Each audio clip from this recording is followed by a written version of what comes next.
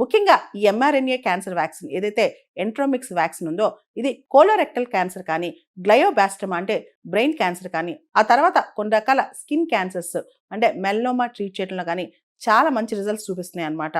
ముఖ్యంగా ఈ mRNA cancer vaccine అనేది ఏదైతే మన శరీరంలో వైట్ బ్లడ్ సెల్స్ ఉన్నాయో వాటిని ట్రైన్ చేస్తారనమాట. ఇవి మన ట్యూమర్ సెల్స్, వాటిని మనం అటాక్ చేయాలని చెప్పి ఎంఆర్ఎన్ఏ వ్యాక్సిన్ అనేది వీటిని ట్రైన్ చేస్తుంది, వైట్ బ్లడ్ సెల్స్ని. దాంతో వైట్ బ్లడ్ సెల్స్ వెళ్ళి క్యాన్సర్ సెల్స్ని ఎలిమినేట్ చేస్తాయి అనమాట. తద్వారా క్యాన్సర్ సెల్స్ ఎక్కువగా పెరగవు అనమాట. ఈ వ్యాక్సిన్ వల్ల సైడ్ ఎఫెక్ట్స్ ఉండవంట.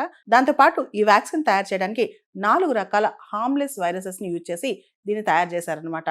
దీనిపైన ఇంకా ట్రయల్స్ జరుగుతున్నాయి. ఇది కనుక వస్తే అత్యద్భుతమైన రిజల్ట్స్ వస్తాయి. క్యాన్సర్ కూడా ఆల్మోస్ట్ మందు వచ్చేసినట్టే లెక్క. ఇప్పటి వరకు ఉన్న కన్వెన్షనల్ క్యాన్సర్ ట్రీట్మెంట్స్లో మనం చూస్తే కీమోథెరపీ, రేడియేషన్ ఇలాంటివి ఇస్తున్నారనమాట.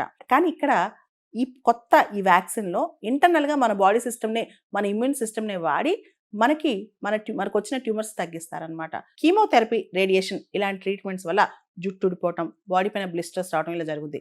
కానీ ఈ పర్టికులర్ ఎంఆర్ఎన్ఏ క్యాన్సర్ వ్యాక్సిన్ వల్ల ఇలాంటి సైడ్ ఎఫెక్ట్స్ ఉండవంట. ఒకసారి క్లినికల్ అప్రూవల్ వచ్చిన తర్వాత రష్యా ప్రభుత్వం ఇది ఫ్రీగా పేషెంట్స్కి ఇస్తామని చెప్పి కూడా అనౌన్స్ చేస్తుంది.